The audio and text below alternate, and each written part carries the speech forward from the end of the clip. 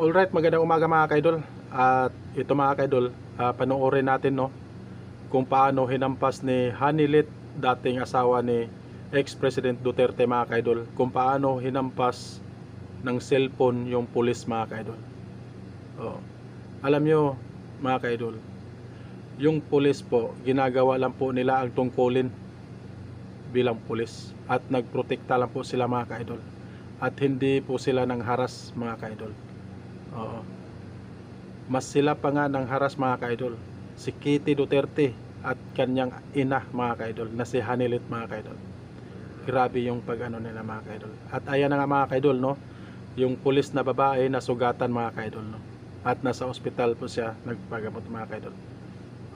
Isipin natin mga kaidol ang pulis po ay nagprotekta lang po sila, ginagawa lang po nila ang tungkulin nila bilang pulis mga kaidol. Hindi tama yung ginagawa mga kaidol, at dapat lang makasuhan no, dapat makasuhan pati si Kitty Duterte mga kaidol no. Hindi na po tama yung ginagawa nila. Kung naawa man sila sa tatay nila, kung naawa man sila kay Digong, hindi nila iniisip mga kaidol yung 30,000 na biktima sa EJK mga kaidol. Mas nakakaawa pa yun no, mas nakakaawa pa yung nabiktima mga kaidol na mga bata mga kaidol sa EJK mga kaidol. Grabe mga kaidol, hindi nila iniisip mga kaidol no.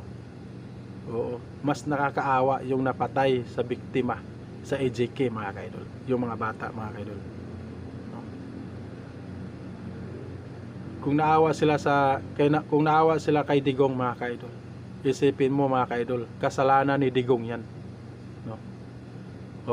2017 mga kaidol, nandyan na po yung ICC at may kaso na po yan si Digong mga kaidol no. 2017 pa mga kaidol, at hinamon ni Duterte mga kaidol yung ICC, kung paano niya hinamon yung ICC, paano niya murahin yung ICC. So ngayon nung lumabas ang ICC, nakipag-coordinate sila sa Interpol. Nung hinuli na, nagmamakaawa na no, nagpasakit-sakit na. Di ba? Akala ko matapang. At ayan na nga mga kaidol no, si Hanilit mga kaidol, dating asawa ni Rodrigo Duterte mga kaidol. Kawawa yung pulis natin mga kaidol. Tingnan yung pulis kung paano niya hinampas sa cellphone sa noo dito mga kaidol no,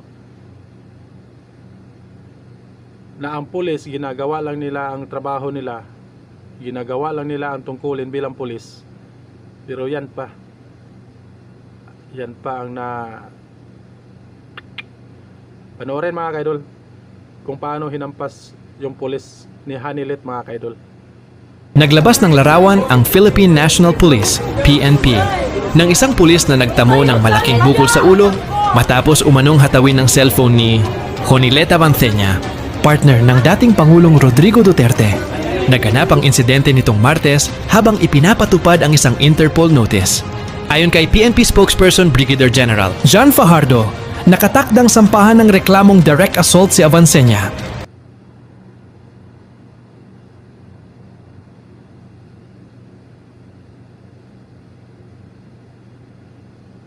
Grabe no, sapul na sapul mga kaidol sa noo sa pulis mga kaidol nung paghampas ng cellphone ni Hanilit mga kaidol. Grabe.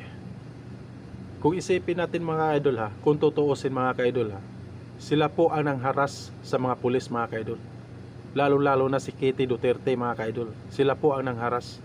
Minura pa nga si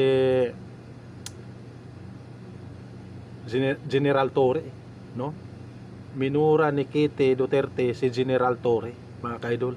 Isipin nyo po yan, yung ugali nila mga kaidol. Grabe, nakakatakot yung mga Duterte mga kaidol.